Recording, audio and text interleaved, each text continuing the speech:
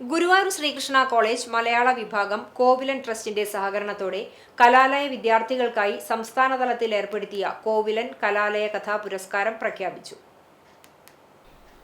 കേരള സർവകലാശാല മലയാളം വിഭാഗത്തിലെ ഒന്നാം വർഷ MA വിദ്യാർത്ഥിയായ ജെ ആദർശിനാണ് പുരസ്കാരം.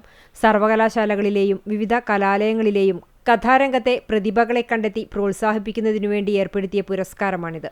3333 രൂപയും പ്രശസ്തി പത്രവും ശില്പവും അടങ്ങുന്ന പുരസ്കാരം കോവിലന്റെ ജന്മദിനമായ ജൂലൈ 9 വ്യാഴാഴ്ച രാവിലെ 10 മണിക്ക് ഗുരുവായൂർ ശ്രീകൃഷ്ണ കോളേജ് മലയാള വിഭാഗം കോവിലൻ ഹാളിൽ നടക്കുന്ന പരിപാടിയിൽ വെച്ച് കാലിക്കറ്റ് സർവകലാശാല മലയാള പഠന വിഭാഗം പ്രൊഫസർ ഡോക്ടർ RVM ദിവാകരൻ സമ്മാനിക്കുമെന്ന് Sreekrishna college principal doctor PP Santhosh, മലയാള വിഭാഗം അധ്യക്ഷ ഡോക്ടർ റീന AM, കമ്മിറ്റി അംഗങ്ങളായ doctor MS Sreekala, doctor Biju Balakrishnan എന്നിവർ അറിയിച്ചു. പ്രശസ്ത കഥാകാരന്മാരായ മോബിൻ മോഹൻ, ശ്രീകണ്ഠൻ കരിക്കകം എന്നിവരാണ് പുരസ്കാരം നിർണയിച്ചത്.